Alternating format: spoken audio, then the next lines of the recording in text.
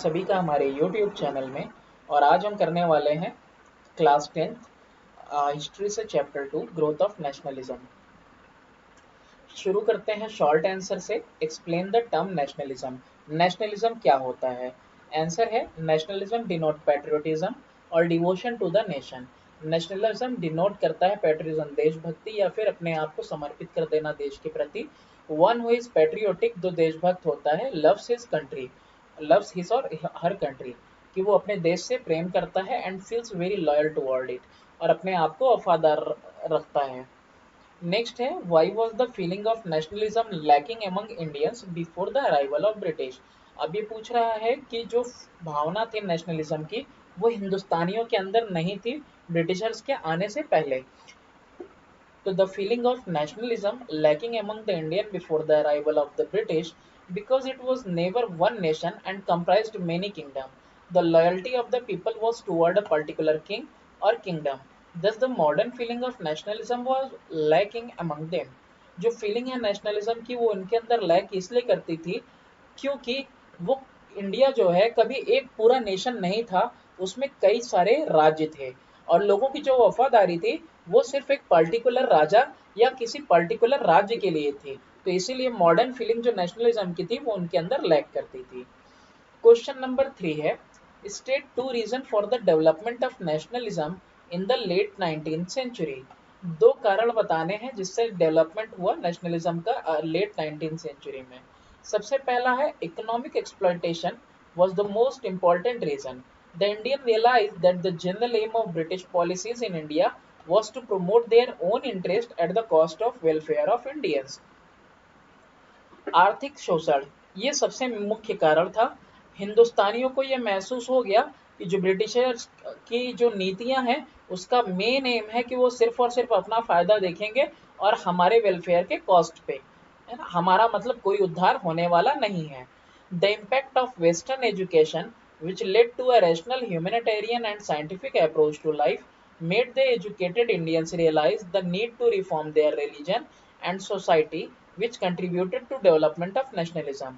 अब ये जो पश्चिमी शिक्षा आई, उससे क्या हुआ कि एक ह्यूमैनिटेरियन अप्रोच आया और साइंटिफिक अप्रोच आने लगा जिंदगी में, जिससे पढ़े लिखे व्यक्तियों ने ये महसूस किया कि हमको अपने धर्म के अंदर और अपने समाज के अंदर बदलाव लाने हैं, जिसकी वजह से जो है डेवलपमेंट ऑफ नेशनलिज्म और तेजी से बढ़ा। Give any two example to indicate that the British followed the policy of economic exploitation in India. दो एग्जाम्पल देने हैं जिससे ये पता चले कि जो ब्रिटिशर्स थे वो ऐसी नीति लेके आते थे जिससे कि आर्थिक शोषण हो हिंदुस्तान में और हिंदुस्तान का। The increase in the indebtedness of the Indian peasant under the British rule was a clear sign of policy of economic exploitation. The Indian peasant had to sell their produce at cheap prices in order to satisfy the greed of money lenders, zamindar and government officials. Further, the policy of free trade hard hit the Indian handicraft. जो increase हुआ था, कर्ज में डूबते जा रहे थे हिंदुस्तान के किसान, तो ये क्लियर साइन था कि जिससे पता चलता था कि आर्थिक रूप से शोषण हो रहा है। और जो हिंदुस्तान के किसान थे उनको अपना सामान, अपना प्रोडक्ट बेचना पड़ रहा था, अपने जो प्रोड्यूस कर रहे थे वो अनाज, वो सस्ते दामों में बेचना पड़ रहा था ताकि लालच पूरा हो सके मनी लेंडर का, जमींदार का और गवर्नमेंट के अधिकारियों का। फर्दर ये जो पॉलिसी आई थी फ्री ट्रेड की, इसने क्या किया था, हिंदुस्तान की हैंडीक्राफ्ट को बहुत ही बुरी तरीके से हिट किया। तो इससे भी पता चला कि भाई उनकी नीतियां सिर्फ क्या कर रही थी, शोषण कर रही थी आर्थिक रूप से। Give two reason for industrial stagnation during the British rule in India. अब एकदम ग्रोथ ही नहीं हो रहा था, तो दो रीजन इंडस्ट्री का इंडिया के अंदर, तो इसके लिए रीजन बताना है। So the British economic policies were against the interest of Indian trade and industry. The English East India Company used its political power to destroy India's handicraft and industry. India became a source of raw material for the industries of the company and a market for its finished product. अब कह रहा है कि जो British की जो नीतियां थी, आर्थिक नीतियां थी, वो सब जो है इनके फायदे के खिलाफ थी, हिंदुस्तानियों के व्यापार और इंडस्ट्री इन दोनों के खिलाफ थी। इंग्लिश ईस्ट इंडिया कंपनी अपना राजनीतिक पावर इस्तेमाल करके उसने बर्बाद किया हैंडीक्राफ्ट को और इंडस्ट्री को हिंदुस्तान में। और इंडिया जो है एक सोर्स बन गया बस रॉ मटेरियल का वहां की इंडस्ट्रीज के लिए, यानी इंग्लैंड की इंडस्ट्रीज के लिए, और यहाँ इंडिया मार्केट था उनके फिनिश्ड प्रोडक्ट के लिए।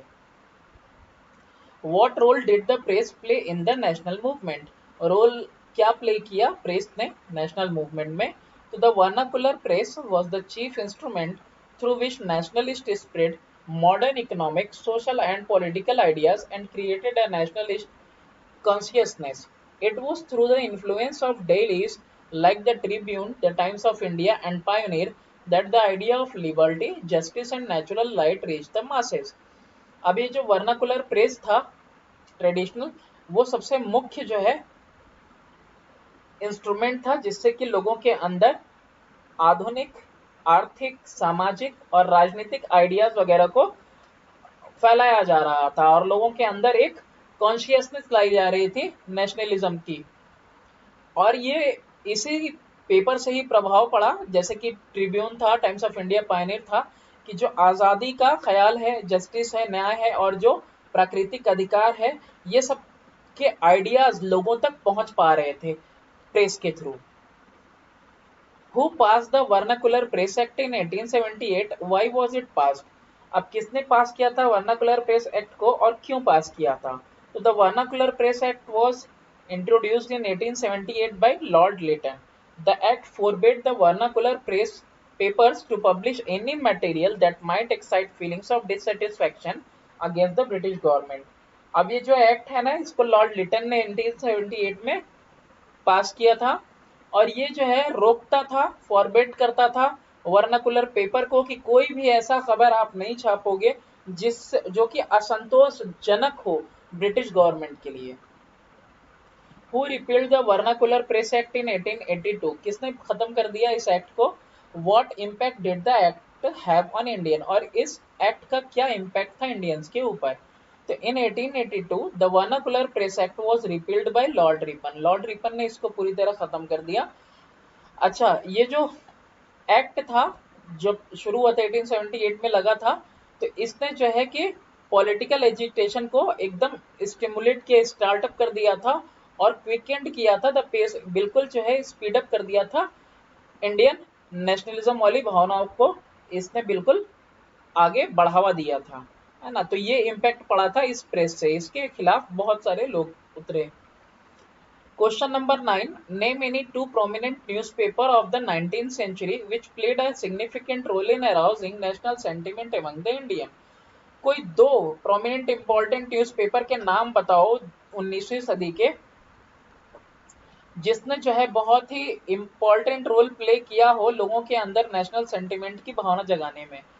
Answer the Amrit Bazar Patrika, the Patriot and the Kesari. ये सब कुछ न्यूज़पेपर हैं which arouse the feeling of nationalism among the Indians in the 19th century. Question number 10 है कि list any 3 issues that socio religious reform movement work for. 3 मुद्दे बताओ जिसके लिए सामाजिक और धार्मिक रिफॉर्म मूवमेंट ने काम किया। तो सबसे पहला है सोशल स्फेयर, यानी कि सामाजिक स्फेयर में the reformer denounce the untouchability and the rigidities of the caste system. Hence, the ideas of brotherhood and equally attracted the lower caste who felt that they were entering the national mainstream. अब ये जो reformer वगैरह थे इन्होंने denounce कर दिया, भाई खत्म करो है वो ये सब अनटचेबिलिटी वगैरह को, और जो कास्ट सिस्टम में रिजिडिटीज है उसको भी खत्म करने का ऐलान किया। और जो आइडियाज हुए ब्रदरहुड के, ये जो है इसने लोअर कास्ट को बहुत अट्रैक्ट किया, जो लोग ये फील किए कि भाई हमको भी नेशन के मेन स्ट्रीम में लिया जा रहा है। रिलीजियस स्फेयर, धार्मिक रूप से at the time when nation was gripped with despair, Swami Dayanand and Swami Vivekananda rose to occasion to preach the gospel of strength and self reliance. अब जब नेशन जो है पूरा पकड़ में था नाउम्मीदी के, स्वामी दयानंद और स्वामी विवेकानंद जो है खड़े हुए और उन्होंने जो है प्रवचन दिया, और प्रवचन दिया ये बाइबल का जो है पार्ट है गॉस्पेल, और इसमें जो है स्ट्रेंथ और सेल्फ रिलायंस अपने ऊपर जो है भरोसा रखने के लिए और ताकत के ऊपर जो है पूरी बात है। तो ये प्रवचन वगैरह जो है इन्होंने दिया। सोशल इक्वलिटी, समाज में बराबरी, तो this movement fought for individual liberty and social equality. They firmly believed in the upliftment of women. तो ये मूवमेंट जो है लड़ा गया इंडिविजुअल की लिबर्टी के लिए, आज़ादी के लिए, और सामाजिक रूप से हर किसी के बराबरी के लिए। और इसने जो है ये पूरी तौर पे भरोसा करता था औरतों के अपलिफ्टमेंट के ऊपर। क्वेश्चन नंबर 11 है कि name any to socio religious reformer who prepared the ground for national movement. दो सामाजिक और धार्मिक रिफॉर्मर का नाम बताना है जिन्होंने ग्राउंड बनाया नेशनल मूवमेंट के लिए। The reformer and leaders like Raja Ram Mohan Roy, Swami Dayanand and Swami Vivekananda and Annie Besant inspired the people and filled their heart with self respect, self confidence and self reliance। जो रिफॉर्मर थे जैसे कि राजा राम मोहन राय, स्वामी दयानंद, स्वामी विवेकानंद और एनी बेसेंट, इन्होंने इंस्पायर किया लोगों को और उनके दिलों को भर दिया आत्मसम्मान से, और उसके बाद जो है कि सेल्फ कॉन्फिडेंस से और सेल्फ रिलायंस से, यानी खुद के ऊपर वो भरोसा करें। Name the organisation founded by Jyotiba Phule. Why did he establish this organisation. कौन सा ऑर्गेनाइजेशन फाउंड किया था ज्योतिबा फुले ने और इसको क्यों ऑर्गेनाइज किया। तो ज्योतिबा फुले फाउंडेड द सत्य शोधक समाज in 1873 with the aim of securing social justice for the weaker section of society. He pioneered the widow remarriage movement in Maharashtra and worked for the education of women। अब ज्योतिबा फुले ने ये सत्यशोधक समाज बनाया 1873 में। ठीक है, तो कौन सा समाज बनाया, सत्यशोधक बनाया। क्यों बनाया, with the aim of securing, ताकि सामाजिक न्याय मिल सके weaker section of the society को, यानी कि जो नीचे के तबके के लोग हैं। और उन्होंने पहल की, शुरुआत की द विडो रीमैरिज मूवमेंट की महाराष्ट्र में, और उन्होंने काम किया औरतों की शिक्षा के लिए। Question number 13, what was the objective of Ilbert bill, why was it not passed. क्या ऑब्जेक्टिव था इल्बर्ट बिल का और इसको पास क्यों नहीं किया गया। The objective of Ilbert bill was to remove racial discrimination. Lord Ripon wanted to give the Indian judges the authority to hear the cases against the European. However, the European opposed this tooth and nail and thus it could not be passed. अब ये objective जो Ilbert bill का ये था कि जो racial discrimination है, जिसमें ब्रिटिश अपने आप को ऊपरी समझते थे और हिंदुस्तानियों को कमतर समझते थे, ये भेदभाव खत्म हो जाए। लॉर्ड रिपन चाहते थे कि हिंदुस्तानी जजेस को भी अथॉरिटी मिले कि वो यूरोपियंस के केसेस को सुन सके, लेकिन किसी तरीके यूरोपियंस ने इस बात को जो है बिल्कुल अपोज किया और इसीलिए ये पास नहीं हो सका बिल। क्वेश्चन नंबर 14 है कि mention two main objective of the Indian association. दो ऑब्जेक्टिव बताने हैं इंडियन एसोसिएशन के। सबसे पहला, to unite Indians on the basis of common political interest and belief. सबसे पहला ऑब्जेक्टिव यही था कि भाई एक कॉमन राजनीतिक इंटरेस्ट के लिए और एक कॉमन बिलीफ के लिए सबको यूनाइट करना। To agitate for a constitutional government, और भाई हम लोगों को क्या करना है, एजिटेट करना है कॉन्स्टिट्यूशनल गवर्नमेंट के लिए, यानी कि अपने संवैधानिक गवर्नमेंट के लिए हमको एजिटेट करना है, यानी अनशन करना है। Mention the regional association that each nationalist was associated. Surendranath Banerjee, दादा भाई नौरोजी। तो सुरेंद्रनाथ बनर्जी जिससे एसोसिएटेड थे वो है आईएनसी, इंडियन नेशनल कांग्रेस, और दादा भाई नौरोजी जिससे एसोसिएटेड थे वो है east India association. Question number 16 है कि when and by whom was the Indian National Congress established? The Indian National Congress was founded in 1885 by A.O. Hume, a retired civilian in British government. अब ये जो है Indian National Congress जो है कब और किसके द्वारा बना, तो A.O. ह्यूम के द्वारा बना 1885 में, और ये एक रिटायर्ड सिविलियन थे ब्रिटिश गवर्नमेंट से।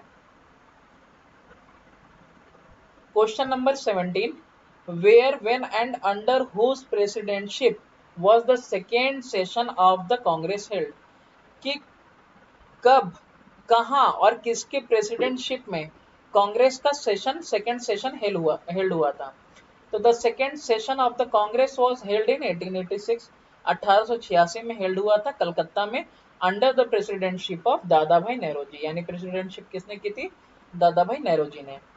क्वेश्चन नंबर 18 है कि name any two association which acted as the forrunners of the Indian National Congress। दो एसोसिएशन जो कि फोर रनर थे इंडियन नेशनल कांग्रेस के, वो पहला है ईस्ट इंडिया एसोसिएशन बाय दादा भाई नौरोजी ऑन अक्टूबर 1 1866 और दूसरा है पूर्ण सार्वजनिक सभा under justice Rana day in 1870। Question number 19 है how did the famine alienate the goodwill of Indians for the British. अब ये जो अकाल पड़ा था इसने कैसे एलियनेट कर दिया था गुडविल को इंडियंस के ब्रिटिश के लिए। तो British had brought practically the whole of India under their control, British ने पूरा इंडिया अपने कंट्रोल में ले लिया। Obviously they were responsible for the welfare of the people. अब भाई वही तो जिम्मेदार हैं, जब आप सारा कंट्री आपके कंट्रोल में है तो आप जिम्मेदार हैं। But the common people began to feel that they were neglected by the ruling power, लेकिन जो आम आदमी थे ना उनको ये महसूस होने लगा कि भाई हमको नेग्लेक्ट किया जा रहा है रूलिंग पावर के द्वारा। 1866 में there was a terrible famine in Odisha which caused great loss of starvation. अब एक बहुत बुरा फैमाइन आया, अकाल पड़ा ओडिशा में, जिसकी वजह से भूखमरी से लोग बहुत मरे। Again there was a terrible famine in 1877, फिर देखो 11 साल बाद फिर से आ गया, विच लास्टेड फॉर 2 ईयर, 2 साल तक अकाल पड़ा रहा। और इसने जो है वाइड स्प्रेड पॉवर्टी, एकदम बहुत बड़े पैमाने पे जो है गरीबी फैली, डेथ हुआ और डिस्ट्रक्शन हुआ पूरे कंट्री के अंदर। The government again did not show any interest to take suitable measure for the relief of the famine stricken people. और ये जो सरकार थी ब्रिटिश गवर्नमेंट की, इसने जरा सा भी कोई भी कदम नहीं बढ़ाया कि जो लोग भी इससे ग्रसित हैं उनके लिए ये कोई सुटेबल मेजर लें या फिर कोई कदम बढ़ाएं। The people therefore lost faith in British rule, तो इसलिए लोगों ने जो है कि पूरा भरोसा ही खो दिया कि भाई इनसे कुछ नहीं होने वाला, तो इसलिए ये अपने आप को एलिनेट समझने लगे। What was the influence of western western education on Indian society in 19th century. क्या प्रभाव पड़ा वेस्टर्न एजुकेशन का हिंदुस्तानियों के ऊपर 19वीं सदी में। Western education and English medium played an important role in giving rising to national consciousness. अब ये जो शिक्षा थी, पश्चिमी शिक्षा और इंग्लिश मीडियम वाली जो पढ़ाई थी, इसने बहुत इंपॉर्टेंट रोल प्ले किया और इसने जो है लोगों के अंदर नेशनलिज्म की भावना फैलाने में बहुत मदद की। The people could read other people's thought like those of Russia, Thomas Paine Mill, Milton, Voltaire, Burke etcetera. अब जो लोग थे वो दूसरों के भी थॉट्स वगैरह, सोच वगैरह पढ़ सकते थे। They could read about Charles one, a cruel king of Britain who the English hung, the French revolution and American revolution. This thinker brought about social awareness and national consciousness among educated Indians. अब इन लोगों ने Charles one के बारे में पढ़ा, एक cruel king था Britain का, जिसने कि इंग्लिशमैन को हंग किया। फिर फ्रेंच क्रांति के बारे में इन्होंने पढ़ा और अमेरिका की क्रांति के बारे में इन्होंने पढ़ा।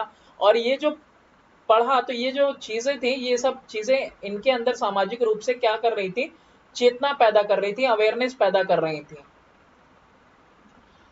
Question number 21, there were various factor that promoted the growth of nationalism in India in 19th century. Give the meaning of nationalism in this context.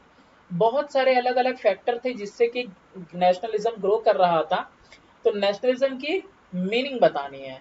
तो nationalism is a feeling of oneness, यानी एक होने की feeling, togetherness की, साथ होने की feeling, और कॉमन कॉन्शियसनेस की, और एक कॉमन चेतना की फीलिंग है that emerges when people living in a common territory share the same political, historical, religious, linguistic, racial, cultural, psychological and other factors in a state that considered themselves as one nation. ठीक है, यानी कि ये किस तरह की feeling है, लोगों के अंदर फीलिंग है जो कॉमन टेरिटरी शेयर करते हैं कि चलो भाई एक मोहल्ले से हैं, एक गांव से हैं, एक देश से हैं, इस तरह की हमारा राजा एक है, हमारी राजनीति एक है, हमारा इतिहास एक है, हमारा धर्म एक है, हमारी बोली एक है। तो ये लोग जो है आपस में एक वननेस की फीलिंग रखते हैं। इसी भावना को क्या कहा जाता है, नेशनलिज्म कहा जाता है। क्वेश्चन नंबर 22 है कि mention any two factor that help in the growth of nationalism. दो फैक्टर बताने हैं जिसने कि हेल्प किया नेशनलिज्म के ग्रोथ में। दो फैक्टर में पहला है सोशल रिलीजियस रिफॉर्म मूवमेंट, यानी पहला है सामाजिक धार्मिक बदलाव वाला movement. All reformers denounced untouchability, rigidity of the caste system, the social evils like sati, female infanticide prevalent in the Indian society. जितने थे बदलाव लाने वाले लोग थे उन्होंने डिनाउंस किया कि भाई ये सब एकदम बिल्कुल बंद कर देना चाहिए। क्या चीज? अनटचेबिलिटी वाली भावना, और कास्ट सिस्टम बिल्कुल रिजिड रहेगा, और जो सोशल इविल है समाज के अंदर जो बुराइयां हैं जैसे सती चल रहा था और बच्चे को जो है वॉर्म के अंदर ही मार देना हिंदुस्तानी समाज में था, इन सब चीजों के खिलाफ जो इन लोगों ने आवाज उठाई और इसको बदला। नेक्स्ट है influence of western thought and education. प्रभाव जो पड़ा वेस्टर्न थॉट से और पश्चिमी पढ़ाई लिखाई से। Western education instilled ideas of liberty and democracy into the minds of educated masses and plan a common programme of action. Ideas of Mazzini French revolution gave inspiration to the people. अब लोग पश्चिमी भाषा भी पढ़ पा रहे थे, English medium वाला एजुकेशन चल पड़ा था, तो इससे उनके अंदर ख्याल आ रहा था भाई लिबर्टी की भावना जागी कि डेमोक्रेसी होना चाहिए, लोकतंत्र होना चाहिए। और ये सबसे पहले किनके अंदर आया? वो जो पढ़े लिखे लोग थे। और इन लोगों ने जो है कि आइडियाज पढ़े मैजिनी के, फ्रेंच क्रांति को पढ़ा, जिससे कि इनके अंदर जो है ये खुद इंस्पायर हुए। In what way did the British trade policy affect the Indian middle class. किस तरह से ब्रिटिश ट्रेड पॉलिसी ने जो है इंडियन मिडिल क्लास को अफेक्ट किया? तो जो ग्रोथ था modern industries led to the birth of a new social class in India, the working middle class. They were exploited by the factory owner who were generally Englishman. जो growth था modern industries का, उसने जन्म दिया एक नए सामाजिक class को इंडिया के अंदर, जिसका नाम है वर्किंग मिडिल क्लास। और ये जो है इनका शोषण हो रहा था फैक्ट्री ओनर के द्वारा, और ये फैक्ट्री ओनर नॉर्मली होते कौन थे? इंग्लिशमैन। बात करते हैं स्ट्रक्चर्ड क्वेश्चन की। स्ट्रक्चर्ड क्वेश्चन में सबसे पहला क्वेश्चन देखते हैं कि various factor led to the rise and growth of nationalism in India in 19th century. In this context explain the role of each of the following. बहुत सारे factors थे जिसने कि जो है बढ़ावा दिया ग्रोथ ऑफ नेशनलिज्म को, तो इसमें कुछ दिया हुआ है और बारी बारी से सबका रोल जो है आपको डिस्कस करना है। सबसे पहला है सोशो रिलीजियस रिफॉर्म मूवमेंट, यानी सामाजिक धार्मिक रिफॉर्म मूवमेंट के बारे में बोल रहा है। तो 19th century witnessed a series of religious and social reform movement which went a long way in arousing nationalistic passion against foreign domination। 19वीं शताब्दी गवाही देती है कि बहुत सारे सीरीज ऑफ एक के बाद एक जो है धार्मिक और सामाजिक बदलाव आए, मूवमेंट लिए गए, जिसकी वजह से जो है लंबा रास्ता रहा, जिससे कि नेशनलिस्टिक पैशन लोगों के अंदर जगाई गई फॉरेन डोमिनेशन के खिलाफ। In the first place the reformer denounce untouchability and rigidity of the caste system, hence the idea of brotherhood and equally attracted the lower caste who felt that they were entering the national mainstream। अब देखो भैया इन लोगों ने reformer वगैरह ने क्या किया? Untouchability वगैरह को बिल्कुल बंद करने वाली बात कही, और ब्रदरहुड और इक्वलिटी वाली फीलिंग ने क्या किया? जो लोअर कास्ट के लोग थे उन लोगों को अपनी तरफ खींचा, और इससे लोगों के अंदर एक भावना आई कि हाँ भाई हम मेन स्ट्रीम में नेशन के शामिल हैं। Secondly, at the time when nation was gripped with despair, Swami Dayanand and Swami Vivekananda rose to the occasion to teach the gospel of strength and self Reliance.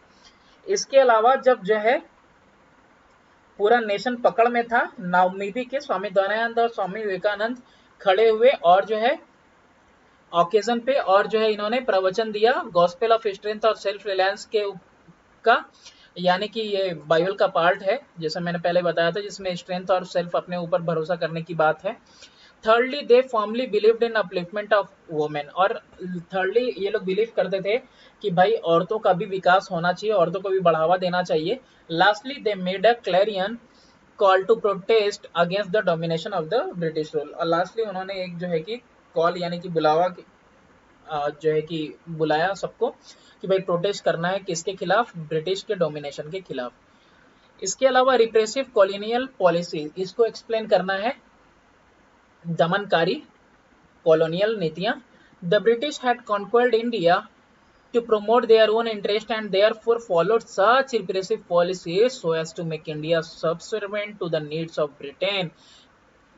British ने कॉन्क्वेयर किया इंडिया को कि प्रोमोट करे सिर्फ और सिर्फ अपना फायदा, और बहुत सारी दमनकारी नीतियां लेके आया कि बस ये बस सर्व करने वाला एक हमारे ब्रिटेन की सारी जरूरतों को बस ये पूरा करे Hindustan. These policies become the major barrier to India's economic, social, cultural, intellectual and political development। अब ये जो नीतियां थी ये बहुत बड़ी रुकावट थी हिंदुस्तान के आर्थिक, सामाजिक और जो है कल्चरल और इंटेलेक्चुअल और पॉलिटिकल राजनीतिक विकास में बहुत बड़ी बाधा थी। Some of this repressive policies specially those followed by Lord Lytton, और कुछ दमनकारी नीतियां जो थी स्पेशली लॉर्ड रिपन द्वारा, उसमें से देखो पहली है, ही ऑर्गेनाइज्ड अ ग्रांड दिल्ली दरबार इन 1877 to proclaim Queen Victoria as the Empress of India. Lakhs of rupees were spent on event, but nothing was done for the India who were in grip of famine. Indians के लिए कुछ भी नहीं किया गया। बड़ा सा ग्रैंड दिल्ली दरबार लगाया गया 1877 में कि ऐलान किया जाए कि क्वीन विक्टोरिया जो है अब एम्प्रेस है इंडिया के। लाखों रुपए खर्च किए गए, लेकिन हिंदुस्तानी जो कि अकाल में फंसे हुए थे उनको के लिए कुछ भी नहीं किया गया। लॉर्ड लिटन ने इंट्रोड्यूस किया वर्नाकुलर प्रेस एक्ट 1878 में और इंडियन आर्म्स एक्ट 1879 में। ये भी दमनकारी नीतियां थी इनकी। इसके बाद द प्रेस, इसको भी एक्सप्लेन करना है हमको। The press played a big role in carrying ideas to the people. Raja Ram Mohan Ray's Samvat Kumudi, Dada Bhai Nairoji edited Rast Guftar, and Ishwar Chandra Vidyasagar started Shom Prakash in Bengal in 1858. All these journals had a distinct nationalist character. The dailies like Times of India 1861 में जो हुआ, और Pioneer 1865 में, और Statesman 1875 में, although supported the policies of the government, yet kept people informed of rapid political development in the country। जो press था उसने बहुत इंपॉर्टेंट रोल प्ले किया, बहुत बड़ा रोल प्ले किया आइडियाज जो है लोगों तक पहुंचाने में। जैसे कि अखबारों के नाम दिए हुए हैं और फिर यहाँ नीचे भी अखबारों के नाम दिए हुए हैं। अब इसमें सबका डिस्टिंक्ट, सारे जो जर्नल छपते थे इसमें सबका डिस्टिंक्ट अलग अलग नेशनलिस्ट कैरेक्टर था, लेकिन जो ये जो अखबार हुआ करते थे ये कहीं कहीं सपोर्ट भी करते थे गवर्नमेंट की पॉलिसीज को, लेकिन फिर भी ये चीजें क्या करती थी, लोगों को इन्फॉर्म करती थी जो रैपिड यानी कि बहुत तेजी के साथ जो राजनीतिक डेवलपमेंट हो रहा था देश के अंदर। Press went a long way in fostering patriotism and ideas of liberty and justice in our country. अब ये जो है ना हम लोगों के अंदर, लोगों के दिले दिमाग में बैठाने के लिए बहुत लंबा रास्ता था, एक लंबे रास्ते से गुजरा ये हमारा प्रेस, ताकि लोगों के अंदर लिबर्टी, आजादी और जस्टिस की जो है आइडियाज वगैरह पहुंचे। Through his writing in the Kesari and the Maratha, Tilak spread the gospel of freedom and natural right. तो अपना जो केसरी और मरत्ता अखबार तो जनरल था, इससे जो है तिलक ने स्प्रेड किया था gospel of freedom and natural right, कि भाई आजादी और हमारा प्राकृतिक अधिकार, इसके बारे में लोगों को अवेयर किया। नेक्स्ट क्वेश्चन है question number 2, with reference to nationalism and the birth of Indian National Congress, explain each of the following. कि नेशनलिज्म और इंडियन नेशनल कांग्रेस के बर्थ के हिसाब से इन सब चीजों को हमको एक्सप्लेन करना है। पहला है vernacular press act 1878। Lord Lytton pass the vernacular press act in 1878। It placed many restrictions on the newspaper and journal published in Indian languages. This act was termed as Ganging Act, as in restricted freedom of press. This was done to suppress national feeling and criticism of the government. This act led to the feeling of anger amongst the Indian intellectuals. These reactionary act galvanized the Indian and led to the nationalism and eventually to the formation of Indian National Congress in 1885. Lord Lytton ने pass किया vernacular press act कि आप कुछ भी ऐसा नहीं छापोगे जिससे कि हमको डिससेटिस्फैक्शन हो, और इसने बहुत सारे रिस्ट्रिक्शन लगा दिए न्यूज़पेपर पे, जर्नल पे, जो कि हिंदुस्तानी लैंग्वेज में छपते थे, ट्रेडिशनल थे हमारे। तो इसको एक्ट को नाम दिया गया गैगिंग एक्ट का, क्योंकि ये एक्ट करता ही क्या था कि फ्रीडम ऑफ द प्रेस को जो है छीन लिया था इसने।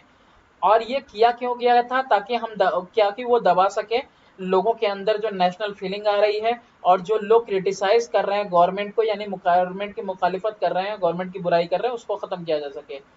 ये एक्ट जो है इसने लोगों के अंदर गुस्सा भड़काया, जो पढ़े लिखे लोग थे, और ये रिएक्शनरी एक्ट जो था इसने इंडियंस को जो है बढ़ावा दिया कि वो आगे बढ़ें और खिलाफ जाएं, और फिर एज अ रिजल्ट उन लोगों ने अपना संगठन बनाया और फिर इंडियन नेशनल कांग्रेस का जन्म हुआ 1885 में।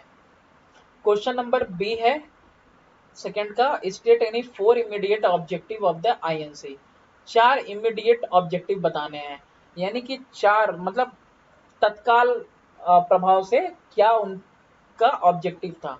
पहला था to promote friendly relation between nationalist political worker from different part of the country. भैया फ्रेंडली रिश्ता होना चाहिए सारे नेशनलिस्ट पॉलिटिकल वर्कर यानी राजनीतिक रूप से जितने भी नेशनलिस्ट काम कर रहे हैं अलग अलग देश के हिस्से में, उन सब के बीच में जो है फ्रेंडली रिलेशन हो।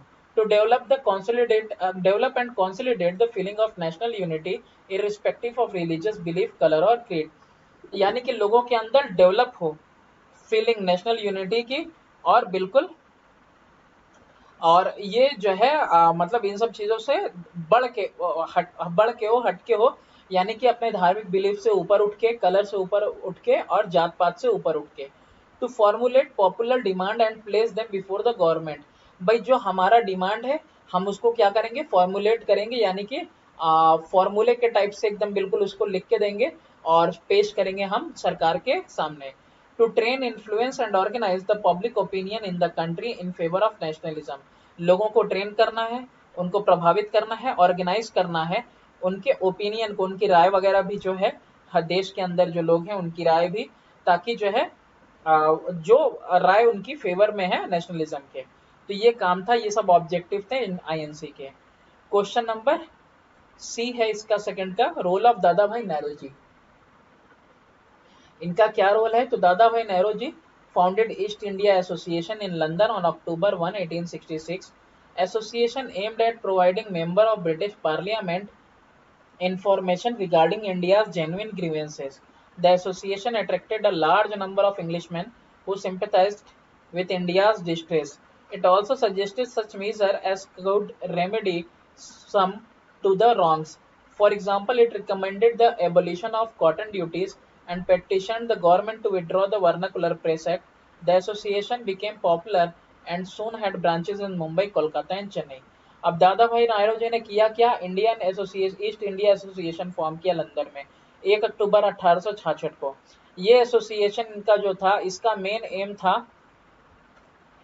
कि ब्रिटिश पार्लियामेंट के जो मेंबर्स हैं उनको हम इंफॉर्मेशन दें और उनको हम सारी जानकारी दें कि इंडिया का ओरिजिनल शिकायत क्या है, हम लोगों की ओरिजिनल शिकायत क्या है। जो संगठन था उसने अट्रैक्ट किया बहुत सारे इंग्लिशमैन को जो सिंपैथी रखते थे इंडियंस के खिलाफ, अरे सॉरी इंडियंस के साथ, कि हाँ भाई इनके साथ गलत हो रहा है, डिस्ट्रेस हो रहा है।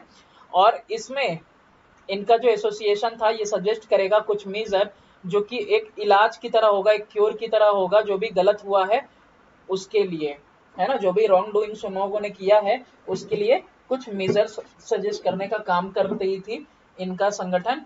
और इसीलिए जैसे कि एक एग्जांपल है कि यहाँ पे एबॉलिशन की, भाई बंद कर दिया जाए कॉटन ड्यूटीज और पिटिशन किया जाए गवर्नमेंट जो है विड्रॉ कर ले वर्नाकुलर प्रेस एक्ट। तो इस तरह की चीजें भी इसके अंदर जो है ये संगठन पेश कर रहा था।